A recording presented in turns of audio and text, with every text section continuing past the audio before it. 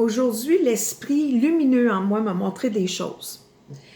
Parce que la leçon d'hier était que j'ai une seule fonction dans le monde, c'est de pardonner.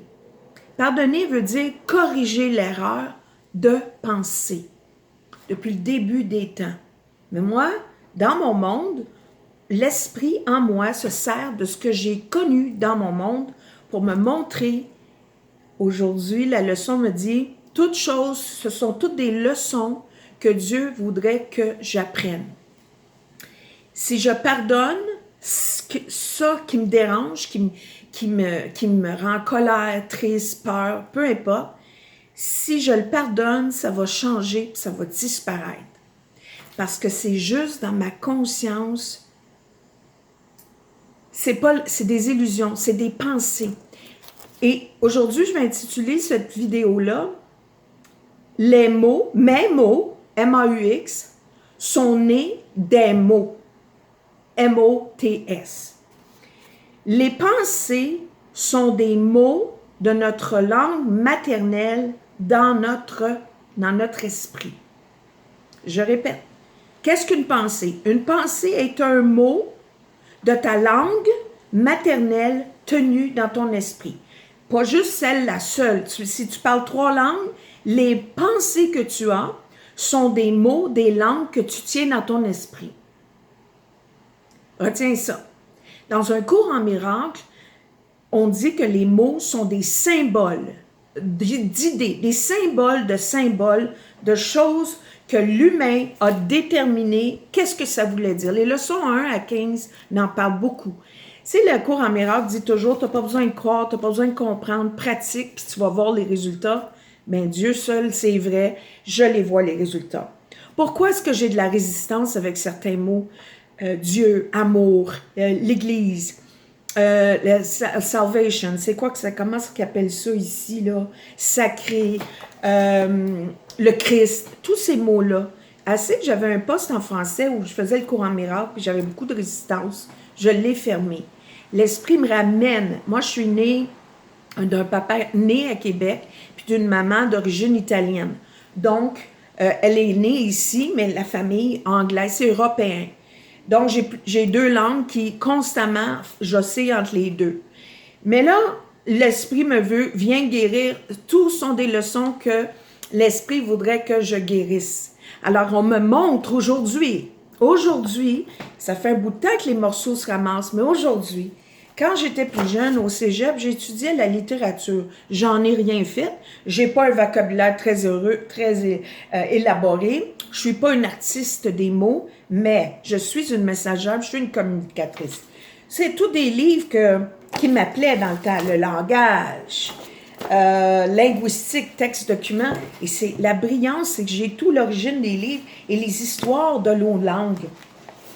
Et je me suis dit, qu'est-ce qui se passe avec le français?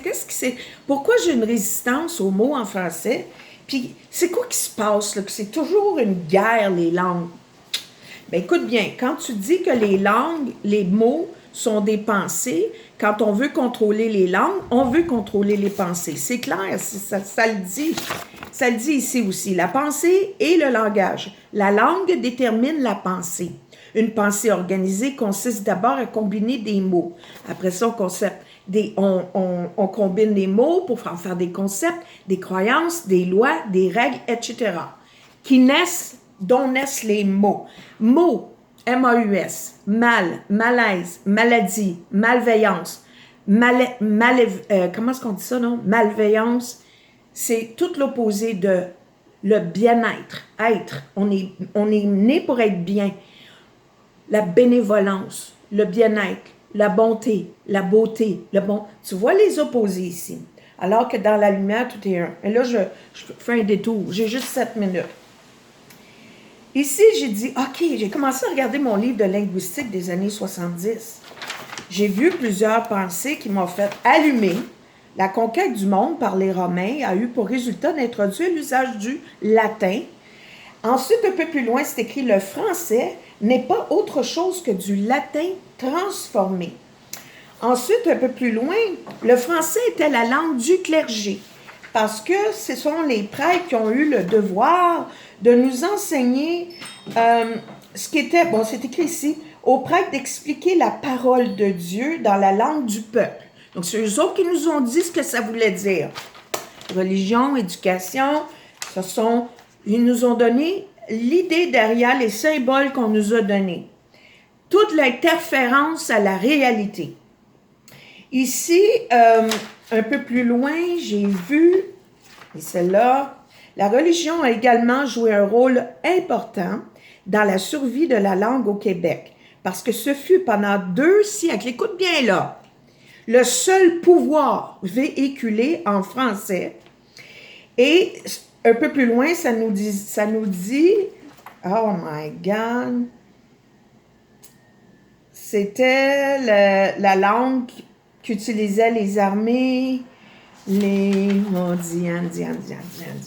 Pourquoi j'ai perdu cette phase-là? C'est une résistance en moi. Hein? Parce que c'est dans l'illusion du monde, là, mais n'empêche que c'est l'expérience qu'on a fait dans le monde. La langue du clergé, la plupart, où est-ce que c'est écrit? Oh, mon Dieu. En tout cas, c'est la langue où ils ont eu le contrôle sur les gens au Québec, parce que c'était la langue du clergé.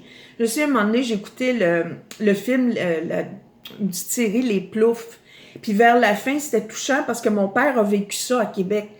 Quand il y a l'évêque qui vient, puis que là, il décide s'il va y avoir la guerre ou non, puis le monde se promène avec des lampions dans la petite ville de Québec, puis prie Jésus. Et à un moment donné, l'évêque fait convaincre, c'est un évêque d'ailleurs qui convainc l'évêque, le prêtre du Québec, que c'est pour le bien. Parfois, il faut aller à la guerre pour le bien. Oui, allô, on sait-tu pourquoi la guerre est? Pour donner le pouvoir à ceux qui ont toujours eu le pouvoir. Tout ça pour dire, mais pour ça, il faut que je pardonne. C'est ça pourquoi je me fais montrer ça. Là, je vais continuer dans une autre partie.